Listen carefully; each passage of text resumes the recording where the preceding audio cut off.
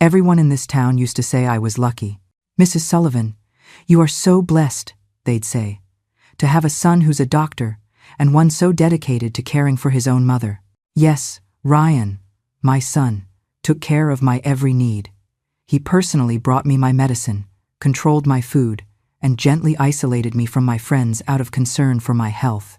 Everyone saw a devoted son. What I tasted was a strange, metallic flavor in my mouth. What I felt were hands that trembled uncontrollably. What I saw was my own hair falling out in clumps. They called it old age. They diagnosed me with dementia, but I knew the truth. This wasn't sickness. This was a murder happening in slow motion. And the killer was the pride of my entire life.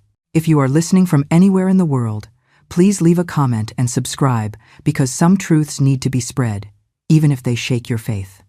Some stories, no matter how painful, must be told. That night, the night of the violent tremors I told you about at the beginning, was the turning point. As I lay there, staring at the silvery liquid seeping from the broken vial on the floor, the chemistry teacher in me finally overruled the mother. That mesmerizing sheen wasn't medicine. It was mercury, and the realization hit me harder than any physical blow. It wasn't dementia. It was poisoning. Methodical, calculated, criminal. And there was only one person with the access and the motive to do this. My son, Dr. Ryan Sullivan. It all started about a year ago. First, it was little things that anyone would blame on old age. I'd forget where I put my glasses.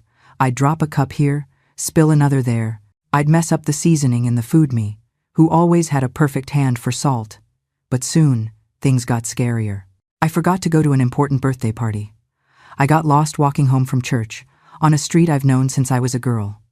I left a pot on the stove until it boiled dry and almost burned the house down. I would tremble sometimes for no reason, especially in the morning. Worried, Ryan started taking me to doctors. They all reached the same conclusion. The start of senile dementia, a senior moment, natural deterioration. You wonder why none of them saw it? Oh, it's quite simple. Ryan was a respected geriatric specialist. I was just the old woman. They weren't examining me. They were simply confirming his diagnosis. One of them even said I had galloping Alzheimer's. My son, so attentive, decided to take the reins. "Mom, you can't be alone anymore. You need special care. I'm going to personally manage your medications, your food, everything." And so it began. Ryan would bring the medications already separated into little plastic containers with colored labels. "This one is for the tremor. This one is for your memory. This one is to help you sleep better." He came to the house every day, sometimes twice. He brought a young woman to help, Alice, a quiet nurse, who always looked at me with a pity that got on my nerves. My food started arriving ready-made in plastic containers that he brought himself or had delivered. Even my water, I could only drink from the special jug he left in the refrigerator. I felt like a child, but at the same time, so grateful to have such a dedicated son. People in town would say, "You are so blessed, Mrs. Sullivan, to have such a good doctor taking care of his own mother like that." And I, fool that I was, believed it was luck, when in reality, it was death knocking softly on the door, with my own son's hand on the knocker. The symptoms only got worse. My legs became so wobbly I could barely stand for very long. The tremor in my hands meant I couldn't hold a coffee mug without spilling. My memory came and went like a streetlight on a stormy night. Some days I woke up as clear as spring water. Other days, I barely knew what day it was. My hair, which had always been my pride, started falling out in clumps. My teeth, strong my whole life, even without the luxury of expensive dentistry, started to loosen. But the worst part was the feeling of losing control of my own mind, of turning into someone else. "It's the natural process, Mom," Ryan would say in that calm, medical voice. "Old age comes for everyone. You have to accept your limitations." And he'd give me more pills, always more. If I questioned him, he'd cut me off. "Did you study medicine, Mom?" "No, chemistry. Let me handle this. Trust me." I became isolated without even realizing it. Ryan said it was better if I didn't tire myself out with visitors. My friends from church, who I used to pray the rosary with every week, stopped coming because he said I got agitated afterward. The former students who always stopped by for coffee and a chat were informed that I didn't recognize people well anymore, and it made me nervous. The landline was disconnected because, according to him, I was calling people in the middle of the night without realizing it. That's how the poison works most effectively. Isolation. It cuts you off from all help, from every sane voice. It leaves the victim alone with their tormentor. And the only voice left to hear is the one telling you that you're going mad. The world closed in around me, like floodwater rising up the walls. I only saw Ryan, the silent nurse, and occasionally the cleaning lady who came to clean the house, a new girl he had hired himself, because Betty, who had cleaned my house for 20 years, was supposedly stealing things, something I never believed for a second. It was around this time I started having strange dreams, too vivid, of old classrooms, laboratories, chemical experiments. I'd wake up sweating, with fragments of formulas and reactions in my head. It was as if my subconscious was trying to warn me of something my conscious mind, numbed by the pills, couldn't see.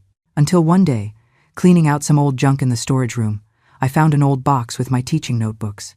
They were bound in faded blue paper, filled with my small, neat handwriting, which I could barely manage now because of the tremors.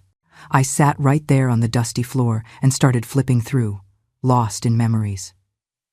It was in one of those notebooks, yellowed by time, that I found my notes on heavy metals and their effects on the human body. It was material from a special lecture I used to give the seniors about toxicology. It talked about arsenic, lead, cadmium, and mercury. I read my own handwriting describing the symptoms: progressive tremors, coordination problems, memory loss, a metallic taste in the mouth, hair loss, dental problems. It was like I was reading a medical report of what was happening to me. Knowledge is a peculiar thing. You carry it for decades, thinking it's merely to educate others. You never imagine that one day, those same dusty notes will be the only thing that pulls you back from the brink of death and insanity. But the most chilling part was when I turned the page and saw a diagram I had drawn myself, showing how mercury could be absorbed by the body through the skin, inhalation, and, dear God, ingestion. Underneath, in red ink, I had written, "Mercury poisoning is particularly dangerous because it mimics natural degenerative diseases, especially in the elderly." It was as if a bell had gone off inside my head. For the first time in months, I felt a terrifying clarity. What if it wasn't dementia? What if it was poisoning? And what if someone was deliberately giving me mercury? But who would do such a barbaric thing? The answer was right in front of me, so obvious it hurt more than the tremors. The only person who controlled absolutely everything that entered my body for the last few months. Ryan, my son, my only son. At first, the idea seemed crazy, the delusion of an already affected mind. What motive would he have? He was a successful, respected doctor with his own clinic. He had money, prestige, and was engaged to the mayor's daughter, with a wedding planned for the end of the year. What would he gain from the slow death of his own mother? I put the notebooks back in the box, but I started paying closer attention to everything. I'd pretend to take the pills, but spit some out when no one was looking.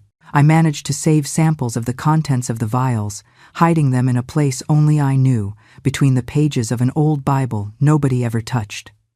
I tried to stay more lucid, more aware of the details around me. One day, when Ryan thought I was napping after lunch, I heard him talking on the phone on the porch.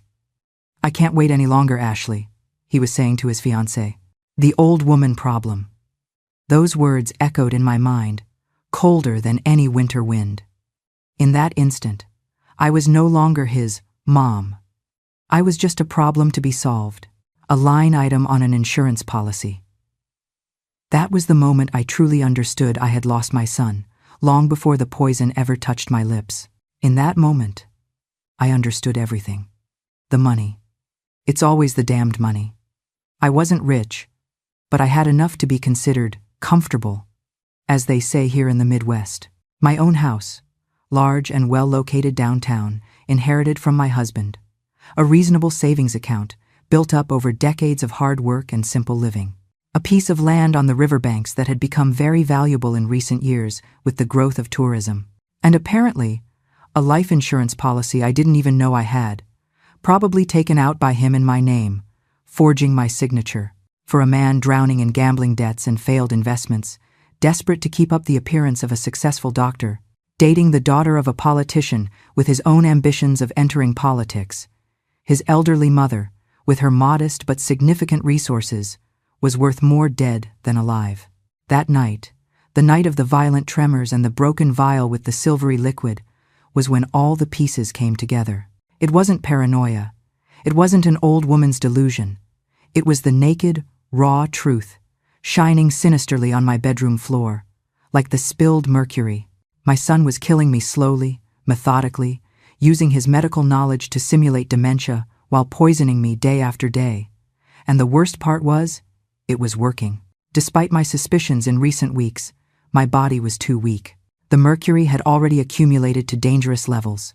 The doctors, all his friends, had already given the verdict of irreversible dementia, committing me to a specialized clinic, which I now suspected was just a warehouse for the elderly to die out of sight, was a matter of days. If I said anything, who would believe me? A confused old woman, diagnosed with dementia, accusing her own son, a respected doctor, of attempted murder. I would be seen as even crazier. There, lying in the dark after cleaning up the spilled mercury as best I could, using techniques I taught for decades for handling hazardous substances, I made a decision. If I was going to survive this, I would have to use what was left of my mind, my knowledge, my experience. I couldn't trust anyone openly. I had to be smarter than my tormentor. I needed a plan. And as the tremors finally subsided and exhaustion pulled me towards sleep, a certainty formed in my mind. The chemistry teacher I had been my whole life needed to wake up and take action. It was a race against time, against the poison already circulating in my blood, against a son who had turned into a killer, a race for survival.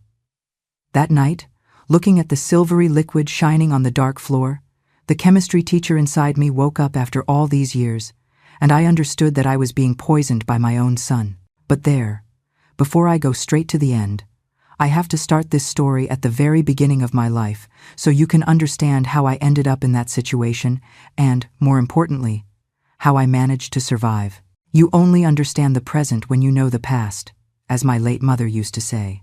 And my past, my friend, has more curves than the Mississippi River, snaking through these Midwestern lands. I was born in Hannibal in 1949, when the Mississippi still ran clean and generous, without all the dams and pollution it has today. My father, Frank Reed, was a fisherman, one of those men of few words and many calluses, who knew the river like the back of his hand and knew where every fish hid. My mother, Helen, was a seamstress and sold pies she baked, always fighting to give her 4 children a little more. I was the youngest, the only girl, and for that very reason, the one who caused the most trouble. Always asking why, meddling with things I shouldn't, wanting to understand how the world worked. Our house was a simple shack in the lower part of town, the kind that when the river flooded, we had to leave in a hurry with our bundles on our heads. There were no luxuries, but we never lacked food on the plate or love. Since I was tiny, maybe 5 or 6, I was fascinated by how things changed. I watched my mother transform flour, eggs, and sugar into a fluffy cake, water and soap into foam, fire and wood into embers, and I would just sit there puzzling over how it happened. What was that mystery? One day, I must have been about 8, I saw something that changed my life. I was playing on the riverbank while my mother did laundry and found a piece of shiny metal buried in the sand. I took it to my father, thinking I'd found a treasure. He laughed, took the metal carefully, and said, "That's mercury, girl. The old prospectors used it to separate gold." He put it in the palm of his hand and showed me how that silvery liquid moved on its own, splitting into perfect little balls and joining back together. It looked like magic. "Don't put it in your mouth, and don't leave it on your skin too long. It's bad for you," he warned. That warning, instead of scaring me off, only fueled my curiosity. What kind of thing could be so beautiful and, at the same time, dangerous? How could something be both metal and liquid? It was a mystery I wanted to solve. That was my first chemistry lesson, without even knowing that's what it was. Years later, when I taught about mercury in the classroom, I always remembered that moment. Who would have thought that same fascinating metal would one day be used against me? Around age 9, I had my first real contact with science. A teacher named Mr. Walter Hayes, who traveled through rural Missouri teaching in remote places, showed up in Hannibal. He was a tall, thin man with thick glasses and thinning hair, who carried a small, traveling laboratory in an old leather suitcase, test tubes, chemicals, a simple microscope. He set up a makeshift school in the church hall and began teaching science to the local children. My father didn't want me to go. Why does a girl need to learn those things? Go help your mother with the laundry. That's more useful. But I begged so much, cried so much, that he finally gave in, more to get rid of my pestering than because he believed I should study. The first day I saw Mr. Hayes mix one liquid with another, and the solution change color as if by magic, I knew that's what I wanted to do for the rest of my life. When the teacher left, 2 months later, I was a different person. I had learned that the world was made of atoms and molecules, that matter transformed according to laws that could be understood and predicted, that there was an order to the apparent chaos of nature. I left that makeshift school with a thirst for knowledge that never faded. But studying in rural Missouri in the 1,950 seconds, as a poor girl, was almost impossible. The only school that taught beyond the primary grades was 5 miles from our house, on the other side of the river. Every day, I woke up before sunrise, helped my mother with chores, and then walked that long way, barefoot on the hot dirt, to get to school. On the way back, it was often dark, and I'd be scared of the haints people said appeared on the road. But not even ghosts could stop me from studying. We had no electricity at home. I studied by the light of a kerosene lamp, which made my eyes burn and singed the pages of my notebook from time to time when sleep caught me off guard. My brothers teased me, "Why study so much? You'll end up just like everyone else here, marrying young and having a bunch of kids." Even my mother, who supported me more than my father, sometimes had doubts. "Daughter, don't get your hopes up too high. People like us don't get far in school." But I had seen another world through Mr. Hayes's explanations, and I couldn't be content with what was within my reach anymore. I wanted more, much more, and it was in wanting more that I met the person who would change my life forever, Miss Catherine Price. I was 14 when Catherine arrived in Hannibal. She was a woman in her early 32s, from Street Louis, with a chemistry degree from Mizzou, which, to us back then, sounded as impressive as saying she'd come from the moon. She wore pants instead of skirts, a scandal. She drove her own Ford Bronco, smoked cigarettes with a holder, and spoke looking everyone in the eye, even the important men in town. She had been sent by the state government to improve science education in rural areas and chose Hannibal as her base. The first day of her class, I was mesmerized. Not just by what she taught, chemical reactions, properties of elements, the structure of matter, but by how she taught, with passion, with precision, asking questions instead of just dumping knowledge. At the end of class, when everyone else had left, I stayed behind and worked up the courage to ask a question about something I hadn't understood. Instead of giving me the answer, she asked me more questions, leading me to think for myself. When I finally reached the answer on my own, she smiled. "That's it. Never accept an explanation just because someone important said it. Verify it for yourself." I think it was that day Catherine saw something in me. She started lending me books, giving me extra exercises, inviting me to help her prepare lab experiments. After regular classes, we'd sometimes stay late in the small lab she had set up at the school, mixing substances, observing reactions, discussing results. For a poor girl from the countryside, it was like entering a magical world. One day, after watching me solve a particularly difficult problem, Catherine looked at me with those piercing eyes and said, "Margaret, you have a gift for science. It would be a crime against humanity if you didn't develop that talent." It was the first time in my life anyone had said I was good at something, that I had a gift, that I could be more than just a fisherman's daughter, a laundress, or a housewife. It was Catherine who taught me the most important lesson of my life, the one that would end up saving me decades later. Meticulous observation and detailed documentation are the basis of all true knowledge. Science lives in the details. She always said, "It's not enough to see. You have to observe. It's not enough to remember. You have to record. It's not enough to believe. You have to verify." For my 16th birthday, she gave me the object that would become my companion for life. A hardcover notebook with gridded pages. On the first page, she wrote, "For Margaret, who has eyes that truly see, use these pages to record your observations of the world. One day, they might change that very world. With affection, Catherine." That was the first of many notebooks I would fill throughout my life, with precise notes, detailed observations, chemical formulas, drawings of molecular structures, a habit I started with simple school lab experiments, and that, ironically, would one day be the difference between life and death. The difference between life and death. She says it herself. And that's the absolute truth. That notebook, that simple habit of observing and recording, is the one thing her son will never see coming. She thinks she's just recording experiments, but she's actually forging her only weapon. When I finished high school, Catherine called my parents for a serious talk. She said I had the potential to be a scientist, that I needed to keep studying, that there were scholarships available in Street, Louis for exceptional students from rural areas.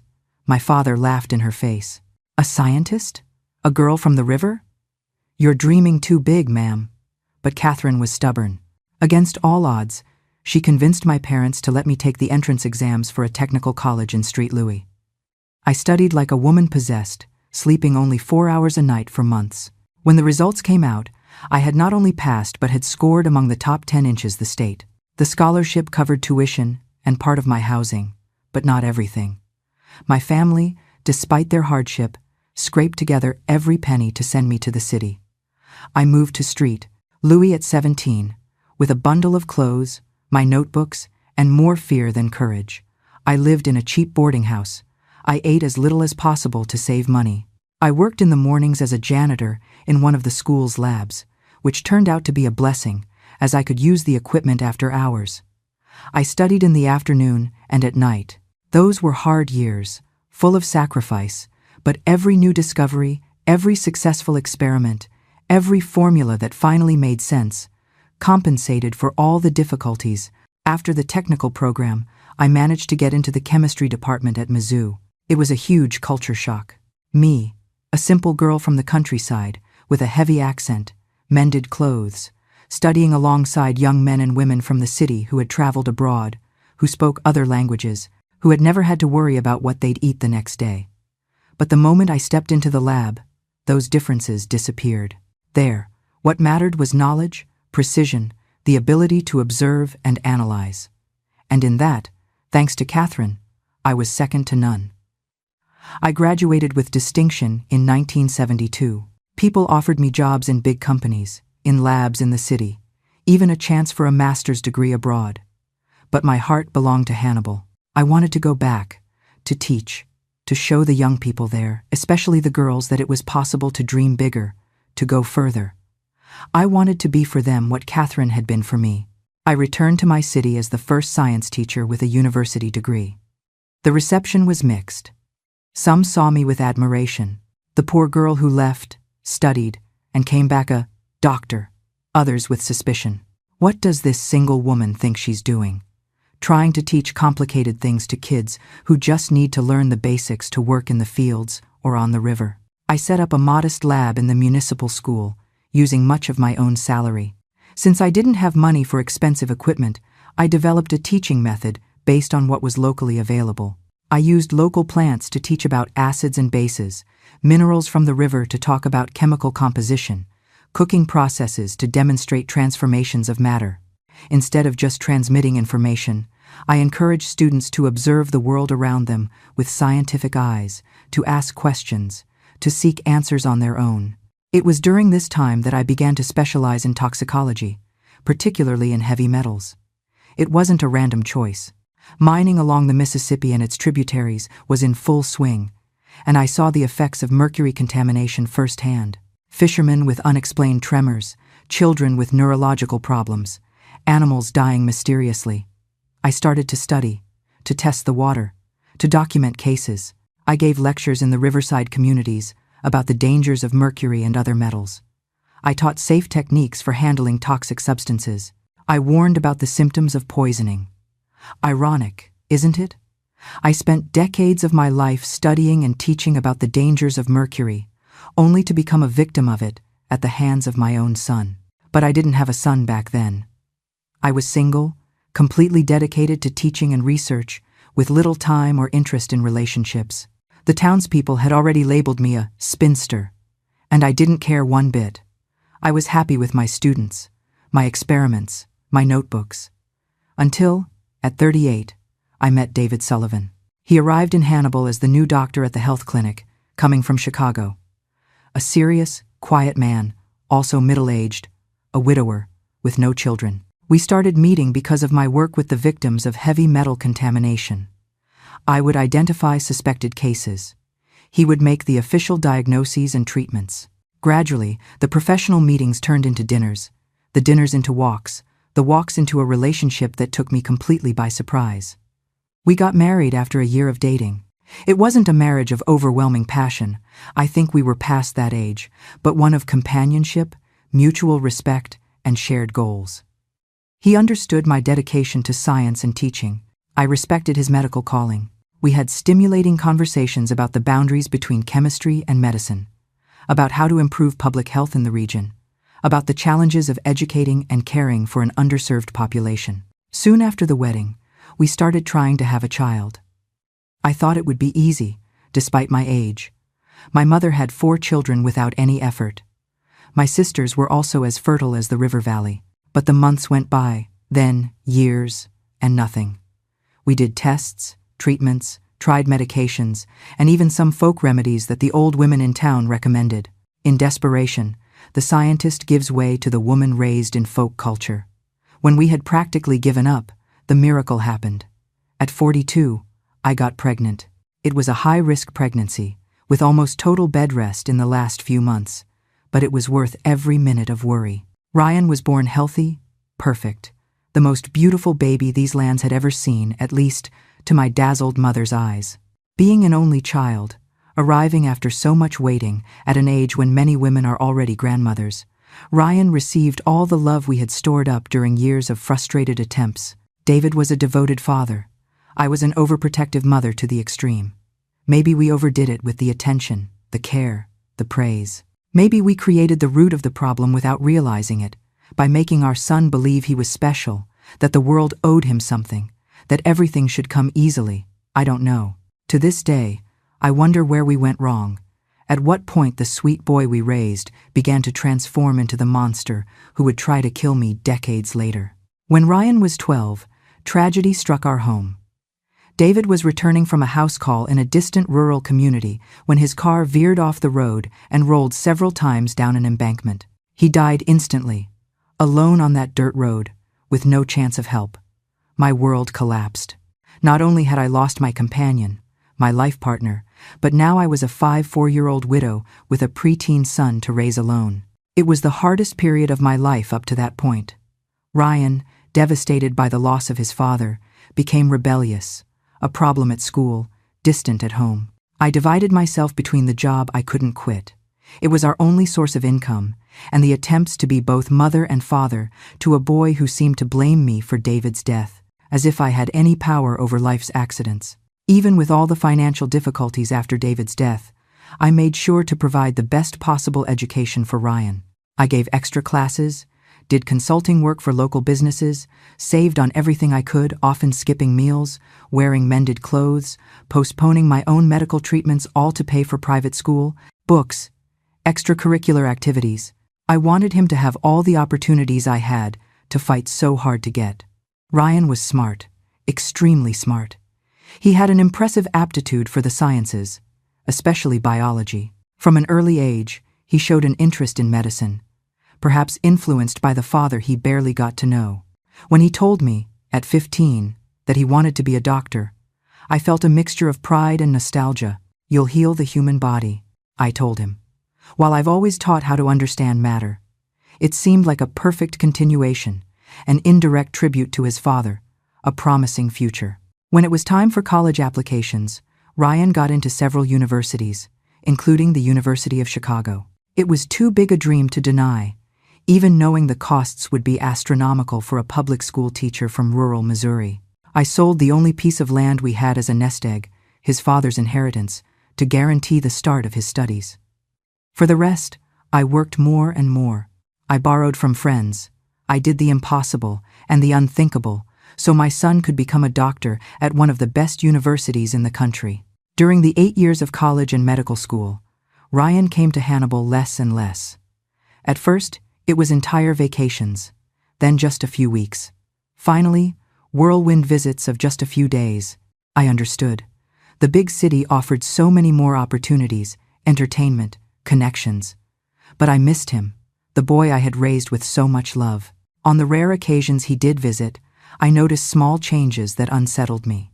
The more artificial way of speaking, mimicking the Chicago accent, the expensive clothes that didn't match the modest allowance I managed to send, the disdainful comments about the simplicity of our town, our house, our life. It was like that for me.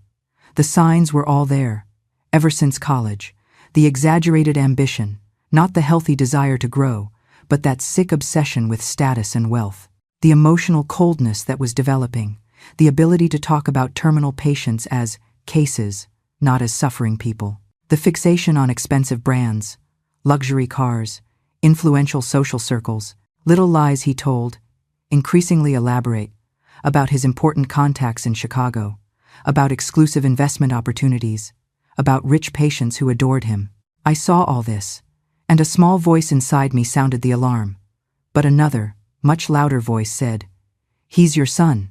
Of course, he wouldn't do anything wrong. It's just the enthusiasm of youth, the natural desire to get ahead in life." And so I ignored the signs, stifled the intuition, believed the excuses, the justifications, the mask of the dedicated son he still wore when it suited him. When Ryan graduated, he decided to do his residency in geriatrics. The choice surprised me. I always thought he'd go for a more glamorous specialty, like plastic surgery or cardiology. "It's a promising field, Mom," he explained. "The population is aging. The elderly have resources accumulated over a lifetime, and most doctors don't want to work with them. It's a perfect market niche." I noted how he spoke of resources and market niche, not of caring for vulnerable people or providing quality of life in old age. But again, I silenced my unease. He was an adult man now, with his own motivations and worldviews. Who was I to judge? After his residency, to my surprise and joy, Ryan announced he was returning to Hannibal. "I want to work where I can really make a difference, Mom," he said, with that charming smile he used when he wanted something. "Besides, it's time to take care of you. You're not getting any younger." I was 71 at the time, still working part-time at the school, still taking care of my own house, still living an active and healthy life. But the idea of having my son back, now a fully fledged doctor, was too tempting to question his motives. Ryan returned and quickly set up his geriatric clinic, the first specialized one in the region. He had a special way with elderly patients and their families, gentle, attentive, explaining everything with patience. Soon his schedule was full, with a waiting list weeks long to get an appointment. He bought a big house, an imported car, and started moving in the most influential circles in town. In less than a year, he was engaged to Ashley, the mayor's daughter, a pretty, ambitious girl in her mid-20s. At first, he was all attention with me, frequent visits, gifts, invitations to dinner at his new house. Gradually, however, the worrying comments began. Small, subtle, almost imperceptible at first, but they grew in frequency and severity. "Mom, do you really need such a big house? It's so much work to maintain, and you're all alone in this huge place.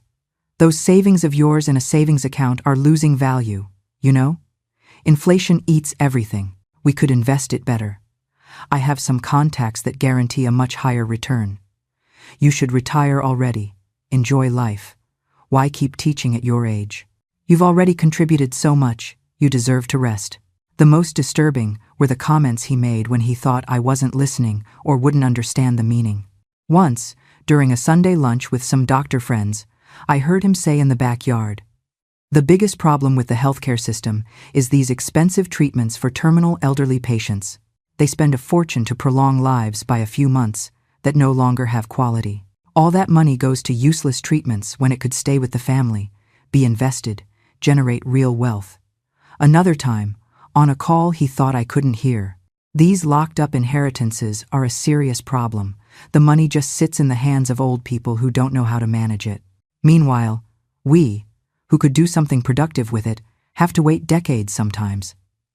The pressure for me to sell my house where I had lived my entire adult life, raised my son, kept all my memories became more and more intense. It's a stagnant asset, Mom, in a neighborhood that's not what it used to be. We could sell it for a good price, buy you a smaller, more modern condo, and invest the difference. When I resisted these ideas, the guilt trip would come. After everything I sacrificed for you, coming back to live in this small town, giving up much bigger opportunities in Chicago. You don't trust me to take care of your assets? The truth, which I only understood much later, was that Ryan was up to his neck in debt.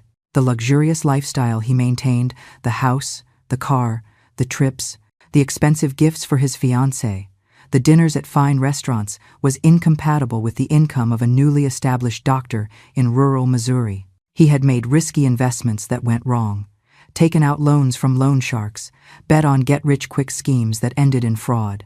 And now he desperately needed money to keep up appearances, to not lose his influential fiancée, to not fall from grace in the local society that admired him so much. And there I was, his elderly mother, with a paid-off house in a valued area, modest but solid savings, a piece of land near the river that had appreciated significantly with the growth of ecotourism. It wasn't a fortune by big city standards, but in Hannibal, it was enough to pay off his debts and keep him afloat for a while. The problem? I had no intention of selling anything, of handing over control of my finances, of giving up the independence I had fought so hard to achieve. And worse, I knew my son too well to believe the stories of guaranteed investments and can't-miss opportunities he was trying to sell me.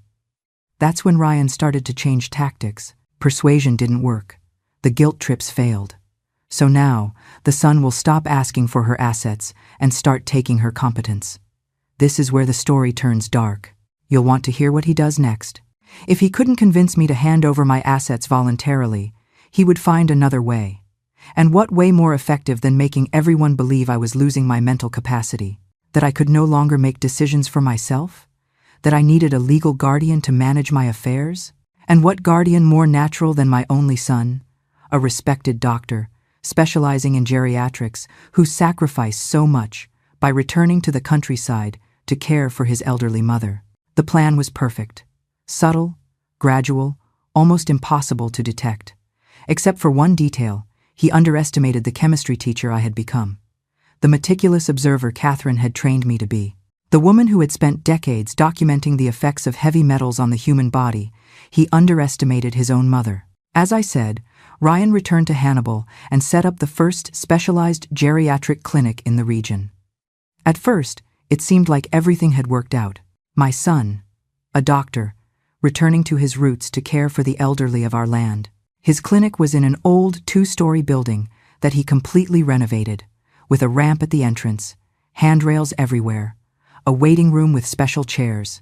Soon it was full of patients, with a waiting list weeks long to get an appointment. But along with professional success came a lifestyle that didn't match the reality of our town. He bought a house on the hill, one of those with a high wall and an intercom, something nobody had around here.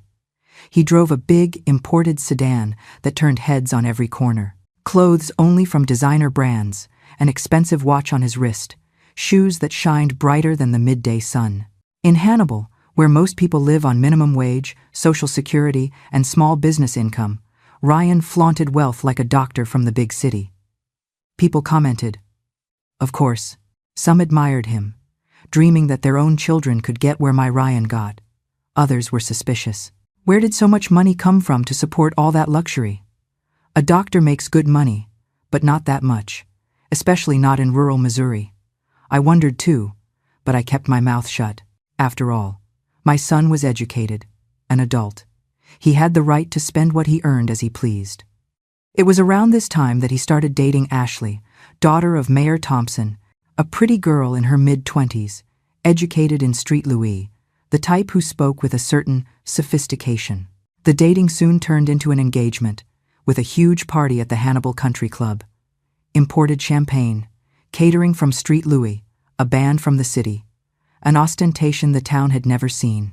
Mayor Thompson, a career politician with bigger ambitions, saw Ryan as the perfect son-in-law, a respected, well-spoken doctor who knew how to charm the town's elderly loyal voters and impress the young with his success. Soon, they were making plans together. Ryan would run for city council in the next election, then maybe deputy mayor, and so on. Ambition and politics have always been good partners in this old country. Meanwhile, his relationship with me was growing cold. At first, it was just impatience when I took too long to understand something, or when I repeated a story I had already told. A normal thing for a mother in her 70 seconds. But it got worse, turning into something uglier. Malicious comments, looks of contempt, long sighs when I spoke. "Mom, you've already told that story 3 times today alone," he'd say in front of visitors, making me look senile. Or, "It's no use explaining. She won't understand anyway," as if I were a child or not even in the room. The worst were the references to my stubbornness, especially when I refused to follow his suggestions about selling the house or transferring my savings. "You've always been hard-headed, but now it's getting impossible," he'd complain. "It's this age, it makes people more stubborn, more suspicious." It was about a year after he returned to Hannibal that Ryan started his daily visits to my house. Suddenly, he became the most attentive son in the world. He'd show up every afternoon after work, always bringing something. One day it was a cake from "that bakery you like." The next, a special juice full of vitamins. He started bringing medicine too. Vitamins for the brain, supplements to strengthen bones, capsules for circulation. I took everything without question. Why would I doubt my own son, a doctor, who only wanted what was best for me? Even when I started noticing a strange taste in some of these medicines, metallic, like rust on the tongue, I thought it was just old age, my taste buds not working right anymore. Slowly, Ryan began to change the narrative about my health.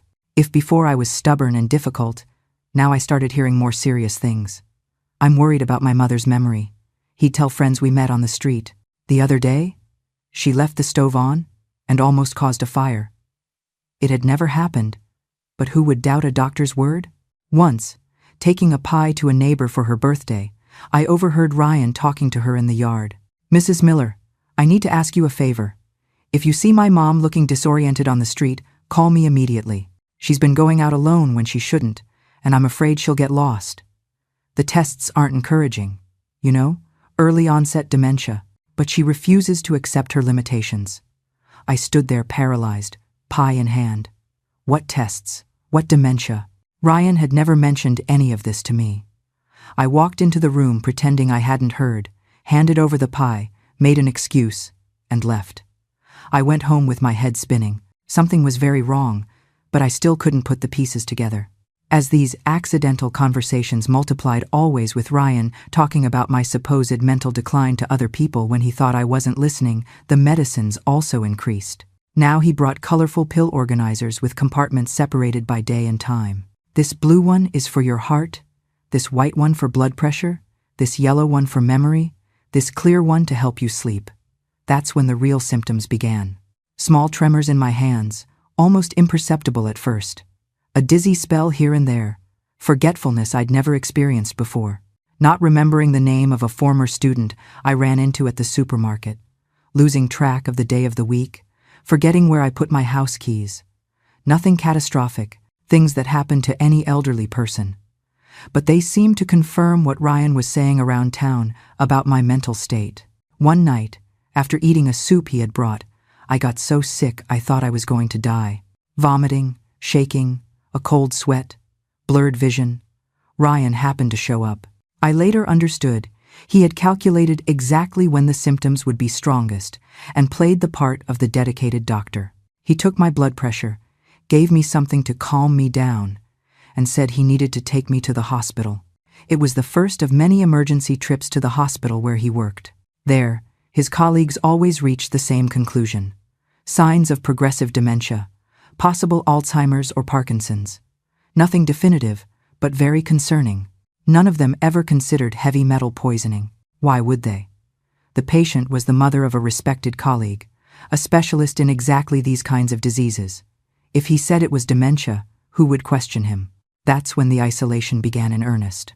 Ryan convinced everyone, neighbors, friends, former colleagues, church acquaintances, that I was in no condition to receive visitors, that I got agitated by the presence of strangers, that I needed a controlled environment. People, out of respect for him or genuine concern for me, stopped coming by. My world, already small since retirement, shrank until it fit only within the walls of my house. To take better care of me, Ryan hired a nurse, Alice, a serious woman of few words, who spent the day watching me with a look that mixed pity and something else. Today I know it was suspicion. She administered the medications, strictly following Ryan's instructions, and made detailed reports about my behavior that she delivered directly to him. She was, in practice, more of a jailer than a caregiver. Ryan also simplified my communication with the outside world. First, he canceled the landline, claiming I was calling people in the middle of the night without realizing it, telling confusing stories and scaring everyone. Then he gave me a special senior cell phone with big buttons and limited functions. Only later did I discover that the device had been modified to only receive calls, never make them, and only from pre-programmed numbers, his, the nurses, and the clinic's. The few who insisted on visiting me faced nearly impossible barriers. Mrs. Joyce Peterson, my friend of 50 years and my prayer partner, was stopped at the door with the excuse that I was sedated after a crisis. Joshua, my brightest former student, now the chemistry teacher in the position I left vacant, tried to see me 3 times. All 3 times, he was informed by Alice that I wouldn't recognize him and it would only make my condition worse. And so, in a matter of months, I found myself completely isolated, dependent only on Ryan and the silent nurse he had chosen. My world had been reduced to a chair on the porch, occasional walks in the yard, always supervised, and the television, which I could barely follow as my concentration deteriorated. Because the symptoms were getting much, much worse. My motor coordination, which had always been excellent even in old age, the pride of someone who spent a lifetime handling delicate glassware in a lab, was the first thing to seriously decay. My hands shook so much I'd spill soup from the spoon before it reached my mouth. I tried to write, and only an unrecognizable scrawl came out. Nothing like the neat cursive I'd maintained my whole life. My memory was next. It wasn't just trivial forgetfulness anymore. It was terrifying lapses. I'd forget what I ate for lunch. I wouldn't remember if I had showered that day. Once I looked at Alice and, for a terrible instant, I didn't recognize who this woman in my house was. These moments came and went. Sometimes I was perfectly lucid. Other times, I felt lost in a mental fog. Then came the blurred vision, as if I were always looking through a dirty window.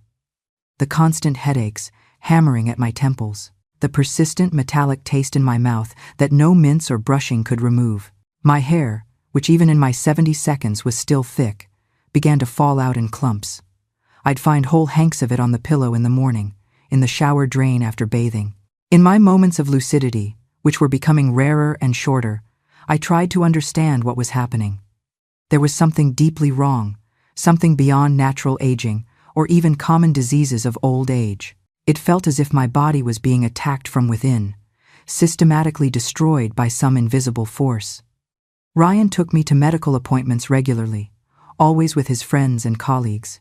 On these occasions, he spoke for me. He answered questions before I could even open my mouth. "She's been very confused, doctor. Just yesterday she had an aggressive episode, yelled at the nurse for no reason.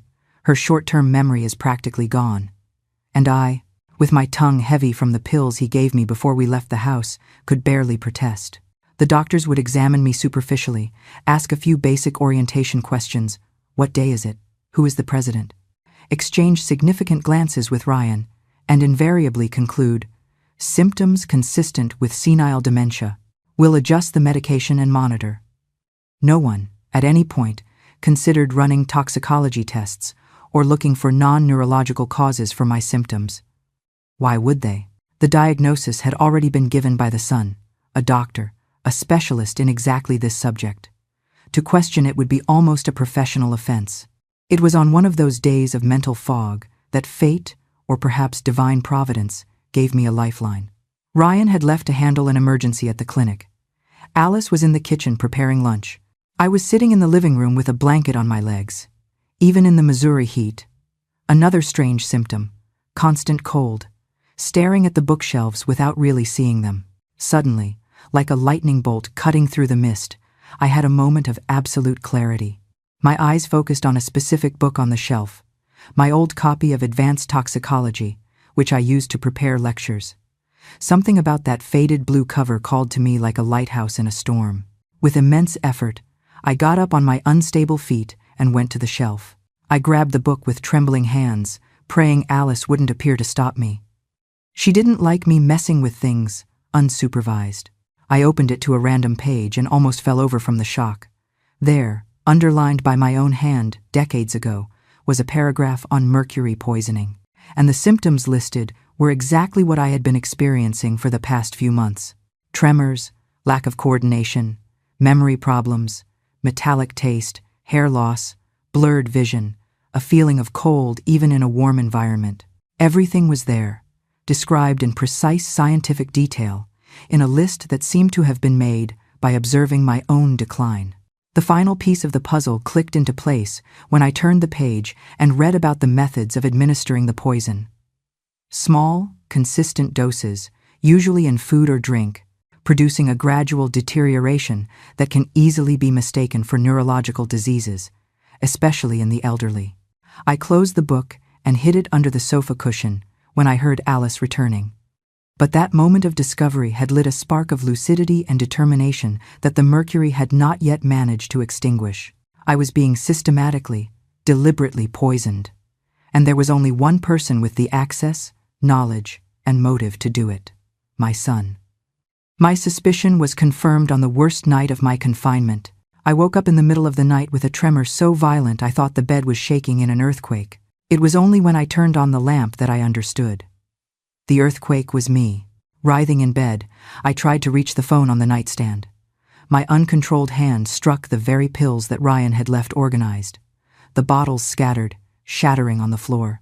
And right then, in that moment of agony, fate gave me a little wink.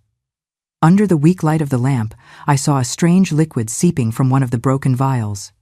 It wasn't clear like normal medicine. It had a silvery sheen, almost mesmerizing. It was like a lightning bolt shot through my dizzy head. That sheen, I knew it. I had shown it to hundreds of students over the years, warning them of the dangers. Mercury, the liquid metal that slowly destroys the nervous system. The realization hit me.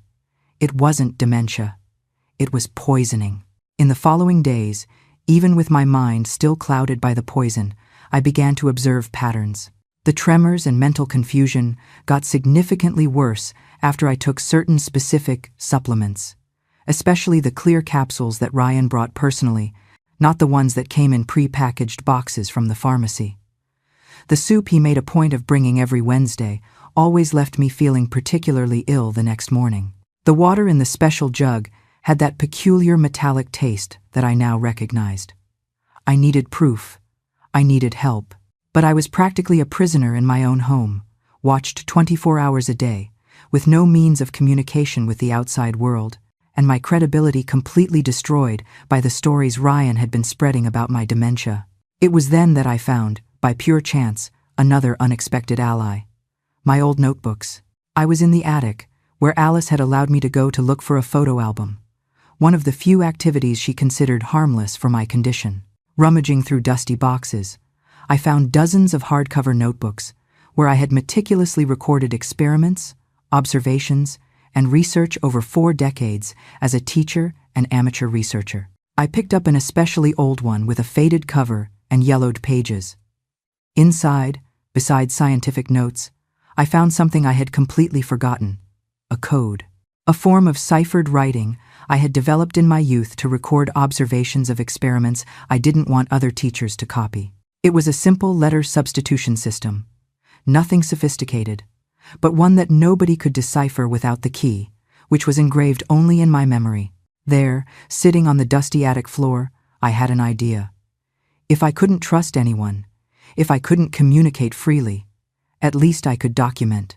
I could record what was happening, save evidence, create a trail that someone could eventually follow, even if only after my death. I hid the oldest notebook inside a pillowcase I no longer used and began my small resistance.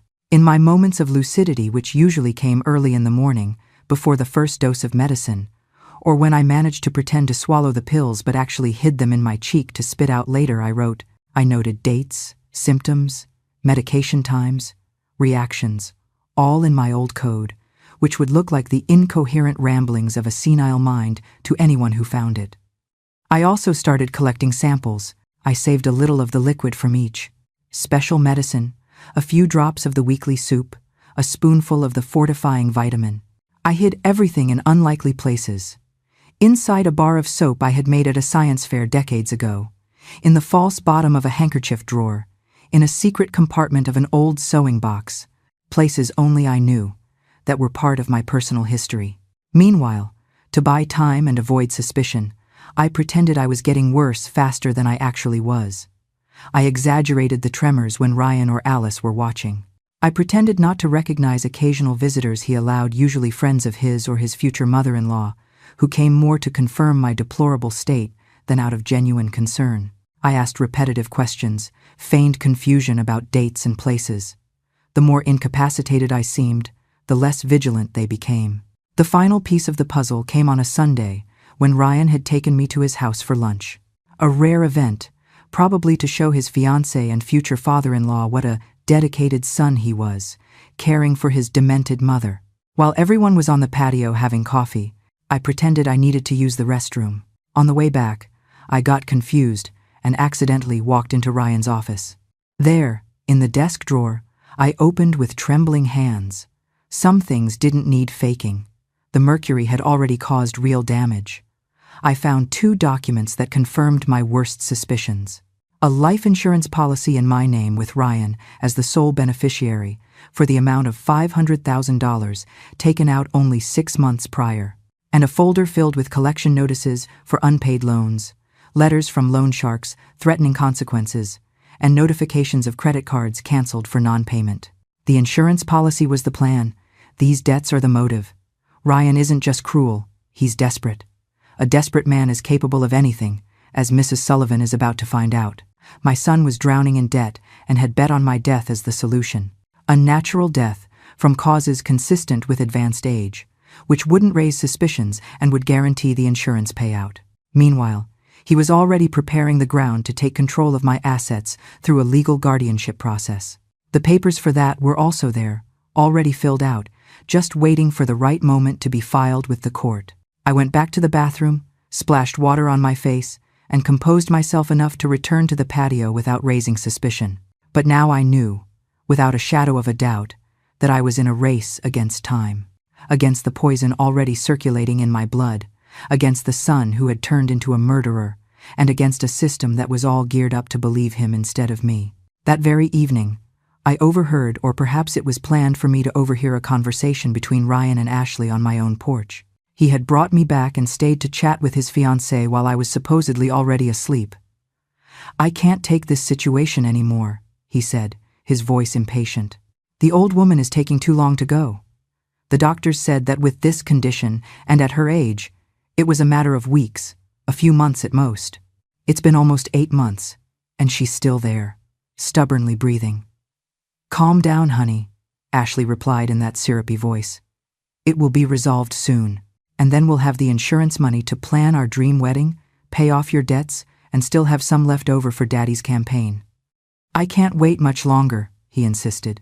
"The creditors are breathing down my neck. I've already increased the dose as much as I can without leaving obvious residues. Any more than this, and any autopsy will detect it." "Then find another way," she said, cold as ice. "A household accident. A fall down the stairs. Old people fall all the time. No one will suspect a thing." My blood ran cold. It wasn't just slow poisoning anymore. Now they were contemplating something more direct, more immediate. My own son and his fiancée, coolly planning how to speed up my death to get their hands on the insurance money. I had to act fast. I could no longer wait for someone to accidentally discover what was happening. I needed an ally, someone outside of Ryan's circle of influence, someone who still trusted me, or at least was willing to consider my side of the story. I thought of Matthew, my former student, who was now the pharmacist at the only drugstore in town. He had been one of the brightest students I ever taught, especially interested in toxicology. And more importantly, he was one of the few people who had insisted on visiting me, even after Ryan started spreading stories about my dementia. The problem was how to contact him. I had no phone. I couldn't leave alone. I was always watched. The solution came in the form of the only person who came and went freely from the house. Sarah, the cleaning lady who came twice a week to do the heavy cleaning Alice couldn't handle. Sarah was a simple young woman, almost illiterate, whom Ryan and Alice treated as invisible. They'd discuss confidential things in front of her, as if she were a piece of furniture, not a person. That was their mistake. Because Sarah might not have had much schooling, but she had eyes that saw and ears that heard. And, most importantly, she had a heart. She sensed something was wrong in that house, in the way they treated me, in the whispered conversations that stopped abruptly when I entered the room. One day, when Alice had gone to the grocery store and we were alone, I gathered my courage and approached Sarah. In a low, urgent voice, I explained that I needed help, that I was being poisoned, that my life was in danger. I showed her the tremors in my hands, the notebook with the coded notes, the hidden samples of medicine. I don't know if she understood everything, but she understood enough. I was in danger and needed help. "You were always good to me, Mrs. Sullivan," she said, her eyes welling up. "You paid a fair wage, treated me with respect, not like your son who talks to me like I'm an idiot. What can I do?"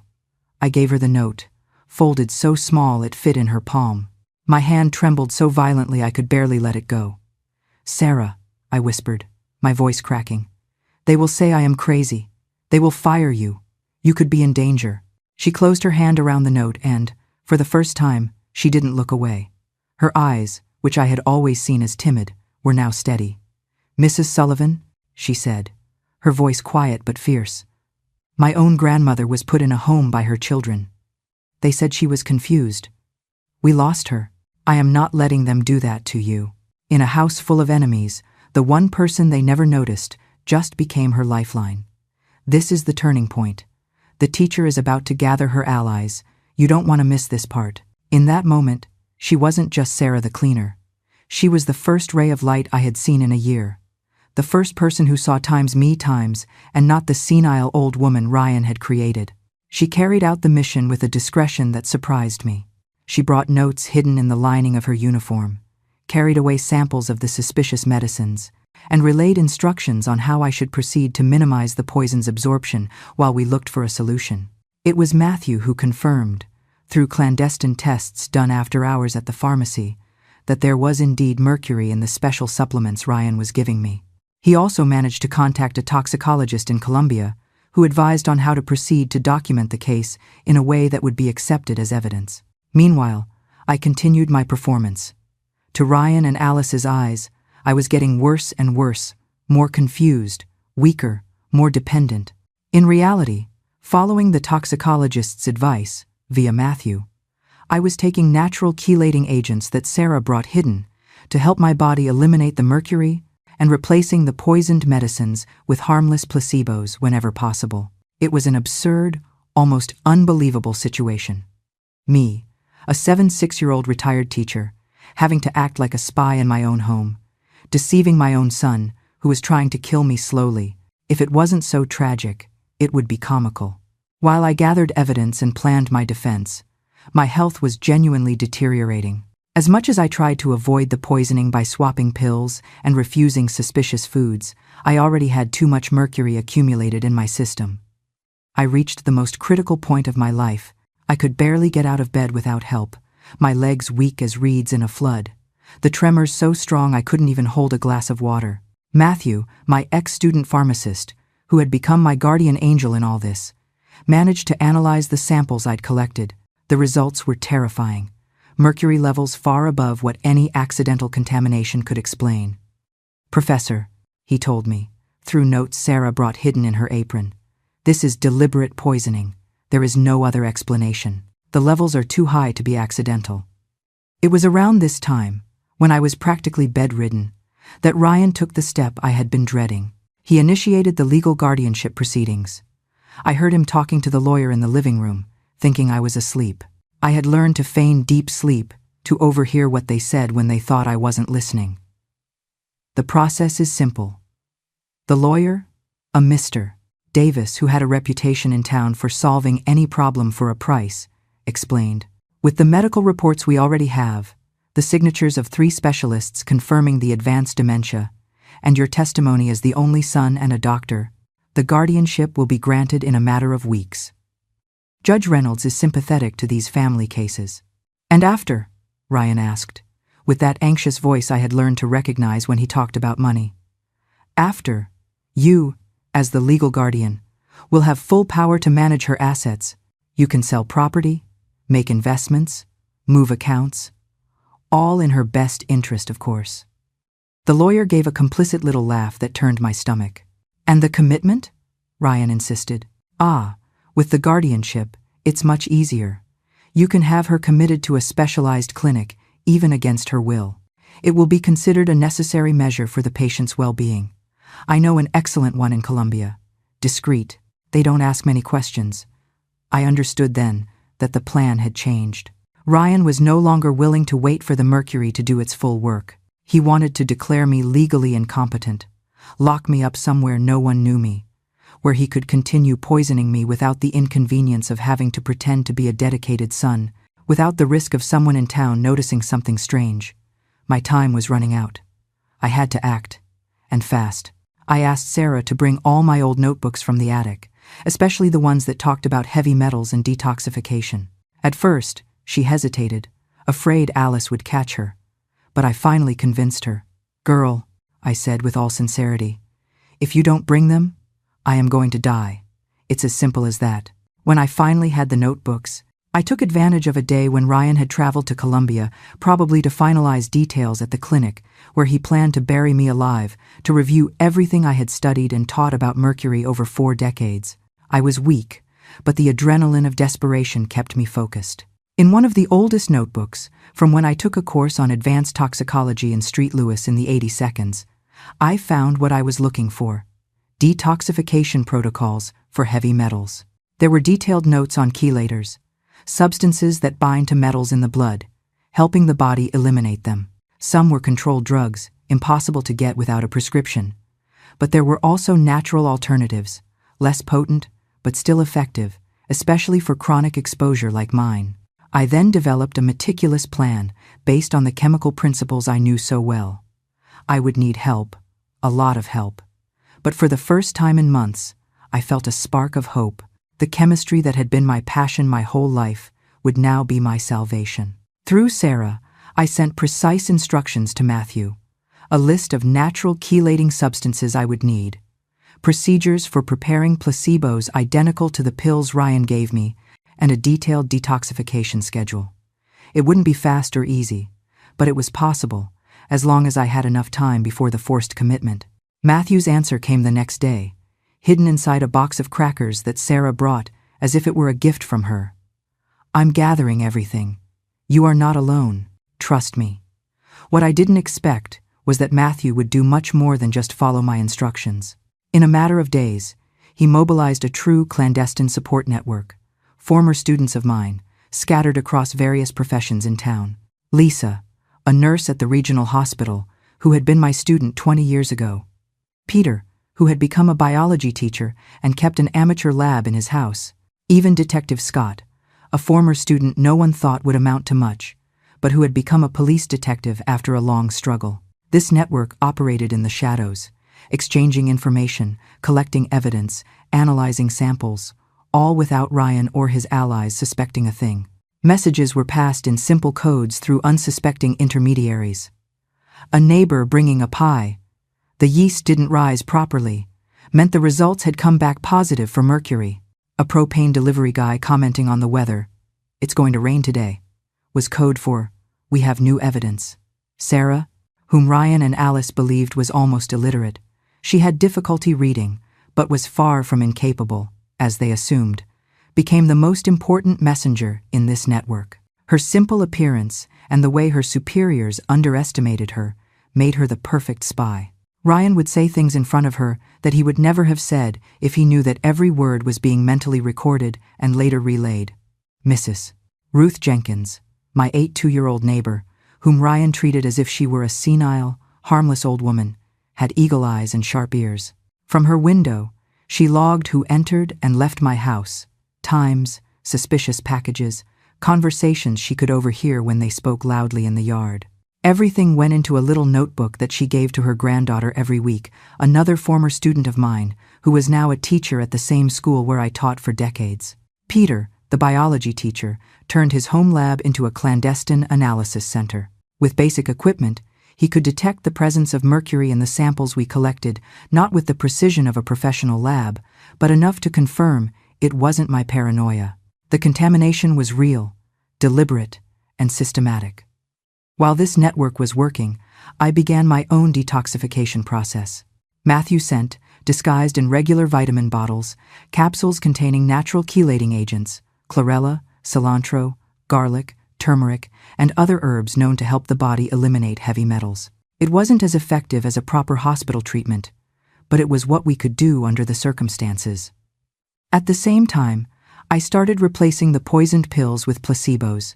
Sarah brought empty capsules identical to the ones Ryan gave me, which I filled with flour or cornstarch, swapping them in the bottles when no one was looking. I saved the original pills as additional proof of the poisoning.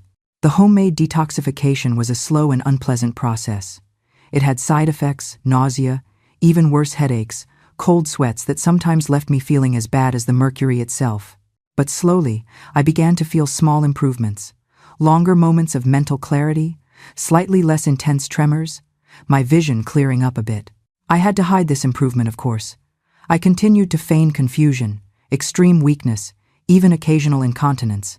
That was the most humiliating part, but it was necessary to maintain the farce. Ryan needed to believe his plan was working, that I was wasting away as expected. Meanwhile, I systematically documented everything. In my secret code, I recorded every suspicious pill, every symptom, every improvement after starting the clandestine treatment. I saved samples, labeled them, dated them. When I had enough strength, I wrote detailed testimonies about everything that had happened since the poisoning began. The cleaning lady, Sarah, also started recording conversations. Her old cell phone, which Ryan and Alice paid no attention to, was left on in her apron pocket, capturing discussions about increasing the dose, speeding up the process, resolving the problem before the wedding. They were poor quality recordings, with a lot of background noise, but good enough to capture the tone and some incriminating phrases. The riskiest strategy came from Detective Scott. He provided a tiny recording device hidden inside a picture frame that Sarah accidentally put in the wrong place during her cleaning, right on the end table next to the sofa, where Ryan often talked with his lawyer or his fiancée. It captured several explicit conversations about the guardianship, the planned commitment, and even comments about the life insurance and the debts that would be paid with the money. After nearly a month of this meticulous work of collecting evidence and clandestine detoxification, I received the news I dreaded most. The judge had scheduled the guardianship hearing for the following week. Ryan seemed increasingly anxious, checking my conditions several times a day, making comments about how I looked worse and maybe needed more intensive care. It was time to spring the trap. Following the plan I had worked out with the support network, I began to simulate a dramatic decline. I stopped responding to questions, even simple ones. I stared into space for long periods. I trembled more than usual. This didn't require much acting. I even drooled a little when I knew they were watching. Ryan took the bait. After seeing me in this terminal state for 2 days, he called his lawyer for an urgent visit. They discussed it in the study, but the recorder in the picture frame caught everything. They were fast-tracking the process, trying to get an emergency commitment order even before the formal hearing. The next morning, when Ryan came to check on me, I did something that caught him completely off guard. I spoke with clarity for the first time in weeks. "Son, I need to tell you something important. I think I'm dying." He froze for a moment, eyes wide as if he'd seen a ghost. Then he composed himself, sat on the edge of the bed, and took my hand with false tenderness. "Don't say that, Mom. You're going to be fine. I'm taking care of everything." "I know you are." I paused dramatically. gathering my strength. That's why. I want to thank you for everything you've done for me, and I also wanted to ask for your forgiveness. This truly intrigued him. Forgiveness? For what, Mom?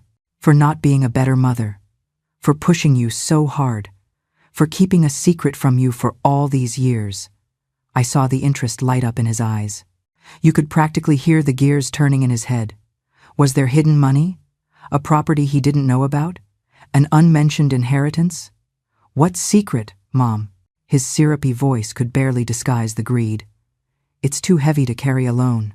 Before I go, I need to tell you. But I can't talk now. I'm too weak. I closed my eyes as if exhausted. Come here tonight, when everything is quiet, so we can talk one last time, just the two of us. This is it. She's using his own greed to spring the trap. The demented old woman is about to turn the tables on her brilliant doctor son. You have to hear this final confrontation. Ryan agreed immediately. I imagine he thought it was his perfect chance. A final private moment with me, perhaps to help my suffering end more quickly if I didn't reveal anything of value. We agreed he would come at 9 p.m., after Alice had already left. She didn't sleep there, and we would be alone. What he didn't know was that we wouldn't be alone at all. I spent the day preparing, gathering all the evidence I had collected over the months. The notebooks with my coded notes, the samples of contaminated medicine, the recordings. Matthew, Detective, Scott, and other members of the support network were also preparing, positioning themselves strategically. At 9 p.m. on the dot, Ryan arrived. He found me sitting up in bed, propped against pillows, apparently weak but conscious. He closed the bedroom door and sat in the chair beside the bed. So, Mom, what is this important secret? I looked deep into his eyes, the same eyes that once belonged to a little boy I loved more than life itself, and said in a firm, clear voice, "The secret is that I know you've been poisoning me with mercury for months. I know about the life insurance, the debts, the plans to have me committed. I know everything, Ryan." His expression went from surprise to shock, then to anger, all in a matter of seconds. For a moment, I thought he would deny it, try to convince me it was a delusion from my dementia. But then I saw something change in his eyes, a cold, calculating acceptance. The mask had fallen completely. How did you find out? His voice no longer had that syrupy, concerned tone. It was hard, metallic. I'm a chemistry teacher, son. A specialist in heavy metals. Did you really think I wouldn't recognize the symptoms of mercury poisoning? Did you think I wouldn't know the characteristic taste in the medicine you gave me? He gave a cruel smile I had never seen on that face. And what do you plan to do? Who would believe you? An old woman with an advanced dementia diagnosis, signed by 3 specialists, against the word of a respected doctor, with no proof. It was my turn to smile. I pointed to the dresser. Open the first drawer. Suspicious, he got up and opened it.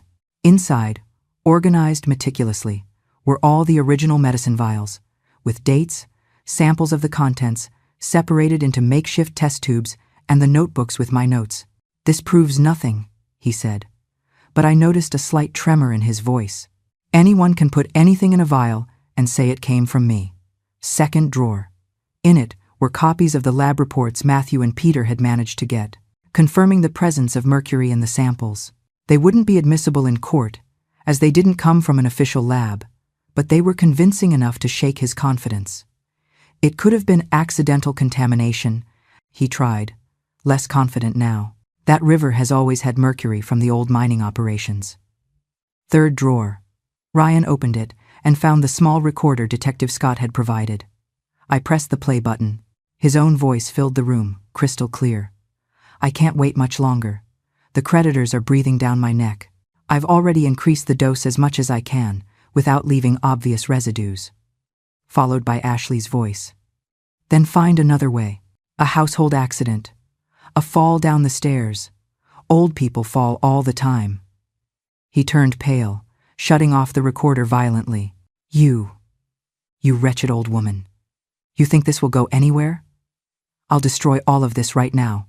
And then, his voice dropped to a menacing whisper. Then we're going to have that accident, Ashley suggested. Right here, right now. He lunged at me, his eyes injected with pure hatred, his hands reaching for my throat. The mask is finally gone. This is the moment the calculating doctor becomes a cornered animal. He's about to make his final, fatal mistake. In that moment, I wasn't afraid.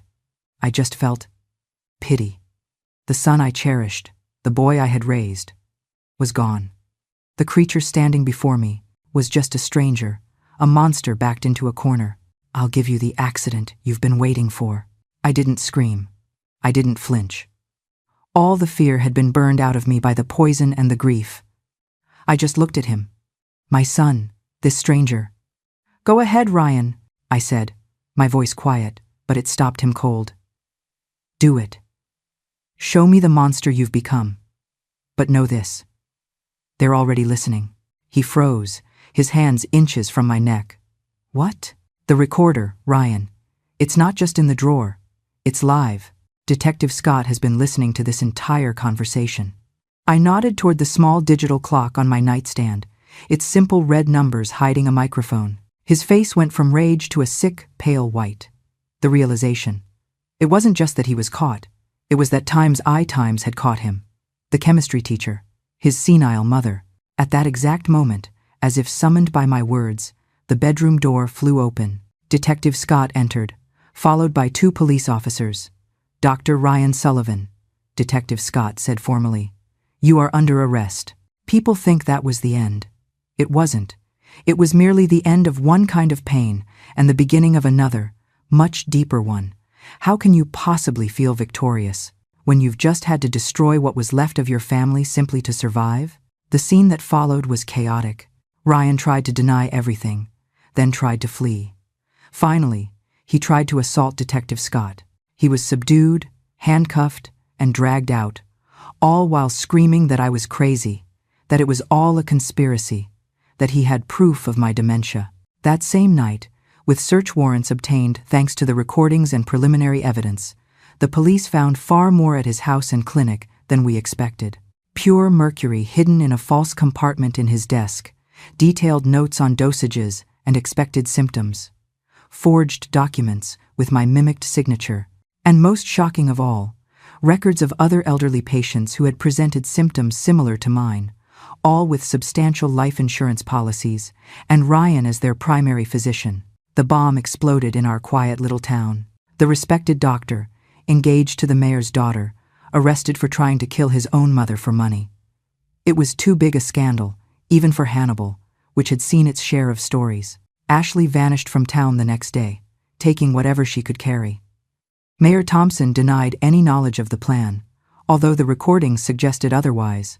Ryan's clinic was shut down, and a broader investigation began to see if other elderly patients had been victims of similar practices.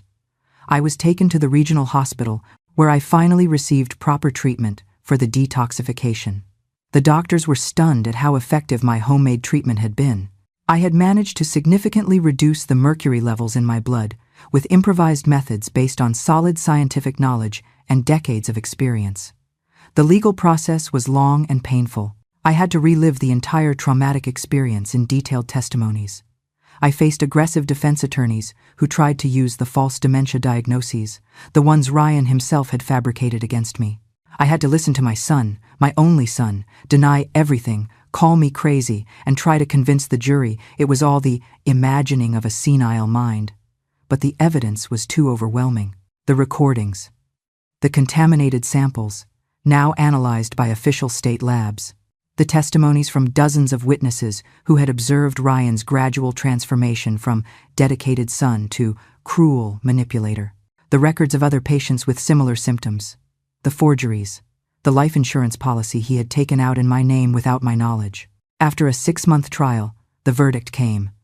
Ryan was sentenced to 25 years in prison for attempted murder in the first degree, with aggravating factors of poisoning, abuse of trust, and heinous motive, with no chance of parole for the first 15 years. Watching my son be led away in handcuffs to serve a sentence that meant spending the rest of his youth and the beginning of his old age behind bars was the hardest moment of my life.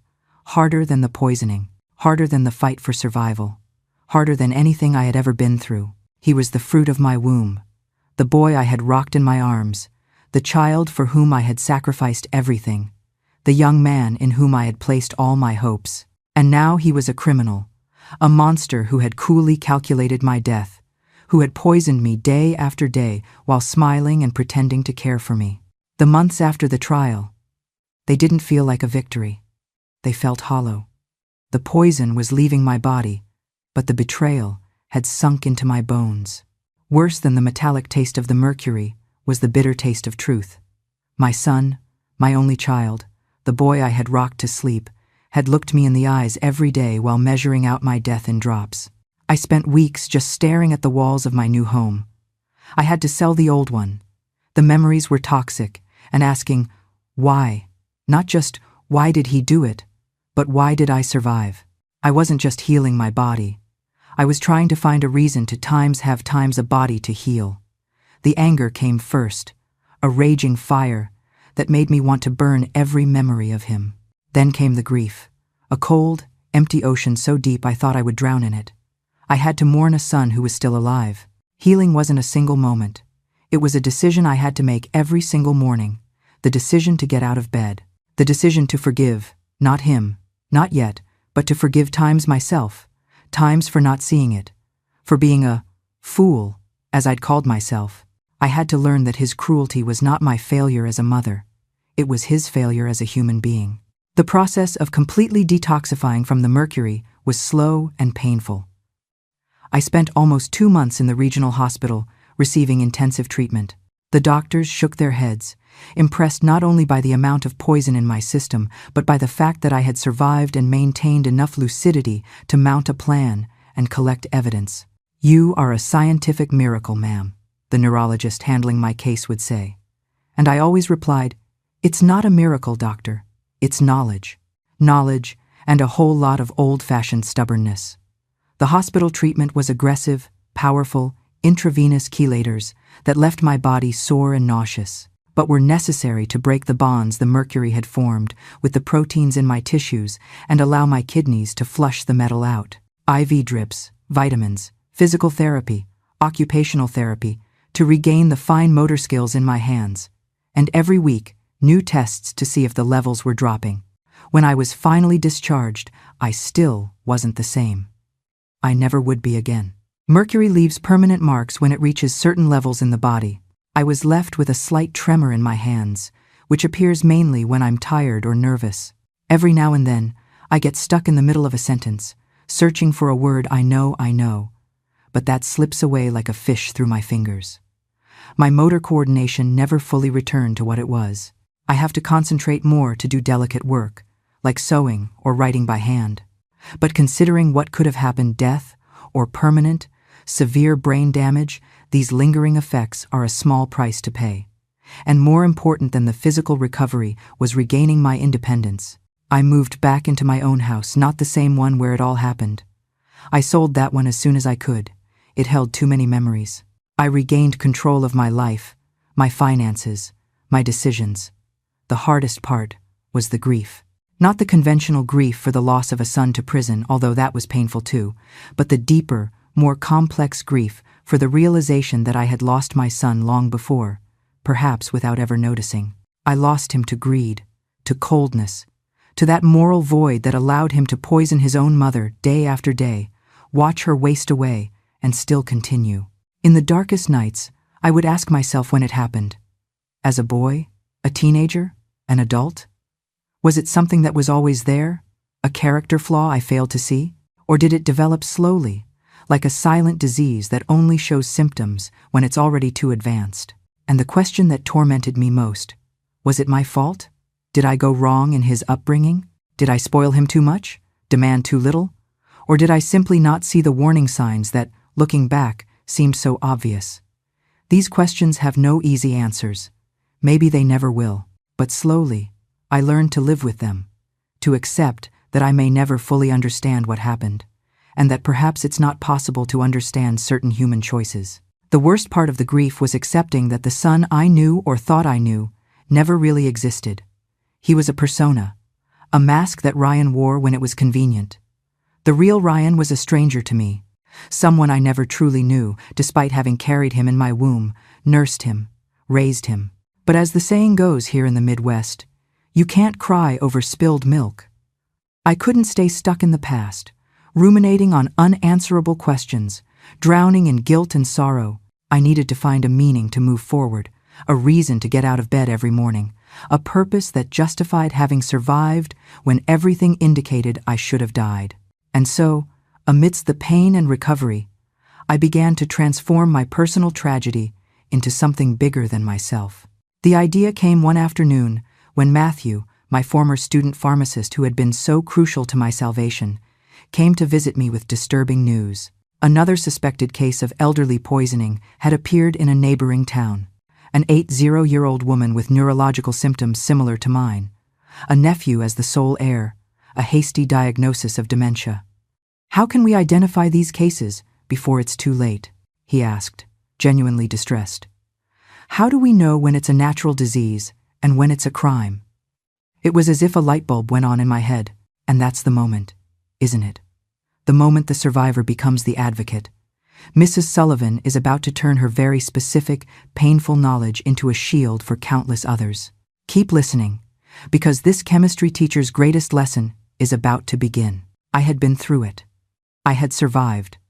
I had the scientific knowledge and the personal experience. Who better than me to develop a method for identifying the systematic poisoning of the elderly? I started with small groups, volunteer classes for pharmacists and nurses in the region, teaching them the warning signs that differentiate symptoms of genuine dementia from heavy metal poisoning. I explained the subtleties, how poisoning tends to have more irregular patterns, with periods of sudden improvement when the poisoner is absent or reduces the dose, followed by abrupt decline when they return or increase the dose, whereas degenerative diseases usually have a more constant progression. I gave talks to groups of seniors at the church, the community center, in retirement associations. I taught them how to protect their autonomy, what documents never to sign without reading completely or without trustworthy witnesses, how to identify signs of psychological manipulation, how to maintain an independent support network, how to document changes in their own health that seemed suspicious. I worked with Matthew to develop a simple, cheap test kit that could identify the presence of heavy metals in liquid medicines or food. It wasn't as precise as lab tests, but it could serve as a preliminary warning, justifying a more in-depth investigation. We distributed these kits to pharmacies and health clinics and taught community health workers how to use them. What began as a small, local initiative grew organically. Other counties in the region began to invite me to give lectures. A report in a state newspaper drew attention to the work. Soon, we were forming a true protection network for vulnerable seniors, especially in small Midwestern towns where resources are limited and oversight is less. I called this network the Celator Project, a name that had special meaning for me, as chelators had been fundamental to my detoxification. But now the meaning was broader. Just as chelators bind to toxic metals in the blood and remove them from the body, our network would bind to at-risk seniors and help them escape potentially lethal situations. With the project's growth came new opportunities and challenges. We began training formal and informal caregivers to recognize signs of abuse and neglect. Not just poisoning, which is rare, but all the more common and subtle forms of elder abuse. We established partnerships with universities for specific research on forensic toxicology in cases involving the elderly. How to identify poisoning in bodies already buried, for example, or how to differentiate the natural accumulation of certain metals common in seniors who lived in old mining areas, like many here in Missouri, from intentional poisoning. One of the contributions I'm most proud of was developing, in partnership with Detective Scott, who had been crucial in my own story, an investigation protocol for police departments, a step-by-step guide for officers who need to handle reports of elder abuse, especially in cases where poisoning or improper administration of medication is suspected. The protocol has already been adopted by several precincts in Missouri, and there is interest from other states in implementing it as well. While the external work grew, I was also doing my internal work. The hardest part was deciding how to deal with Ryan. Some advised me to cut ties completely, to pretend he had died, to never mention his name again. Others suggested unconditional forgiveness, as if that were possible or even healthy in the face-to-face of such a profound betrayal. I found my own path, the only one that made sense to me. Periodic visits to the penitentiary where he was serving his time, trying to understand what had happened, seeking not justifications, but explanations. The first visits were tense, painful. Ryan alternated between denying everything. It was a conspiracy. Blaming others. I was manipulated by Ashley. And occasionally, when he was in a particularly dark mood, coldly admitting that he would have gotten away with it if it weren't for my unexpected cleverness. There was never a big moment of remorse, a sincere apology, a satisfactory explanation.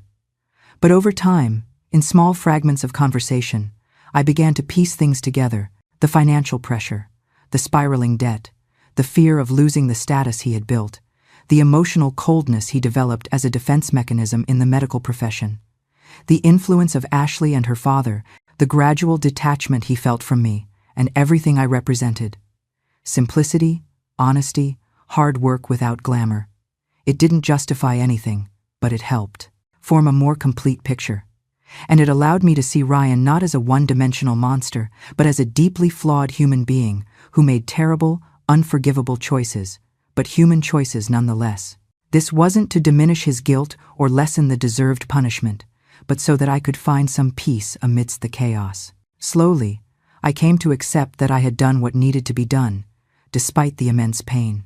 That reporting my own son was not betrayal, but justice not just for me, but for other potential victims he would have claimed if he remained free.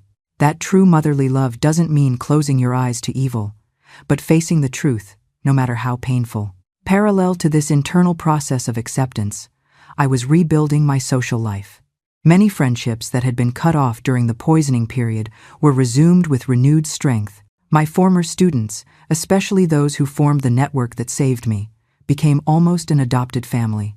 And speaking of adoption, I gained a constant companion in the form of Buddy, a yellow lab mix I found abandoned on the riverbank during a walk. He was thin, dirty, with an injured paw.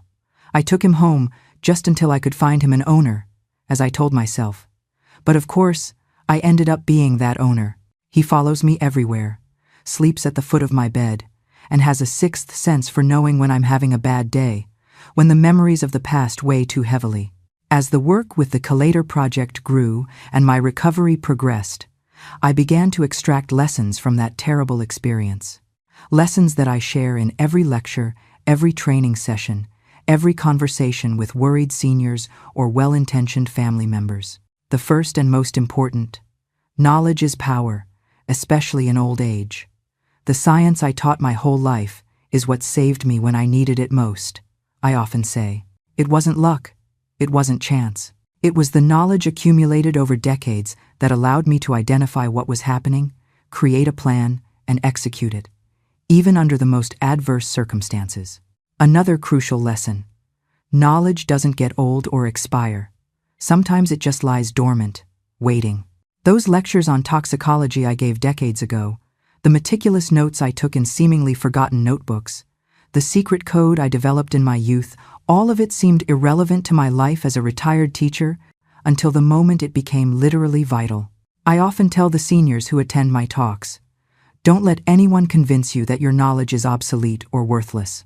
What you know might save your life, or someone else's, when you least expect it. I also learned that age may diminish our physical strength, but our minds can become sharper with the years. Not faster, maybe not as agile at learning new things, but wiser, more capable of recognizing patterns, of connecting seemingly unrelated dots, of sensing when something is wrong, even without knowing exactly what.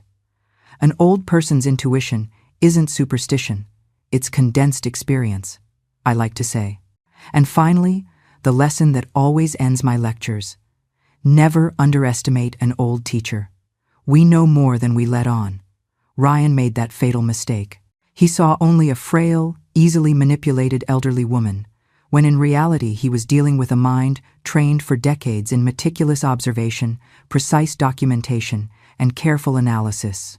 It's a reminder not just for potential criminals, but for society as a whole, which tends to infantilize the elderly and disregard their intellectual capacity.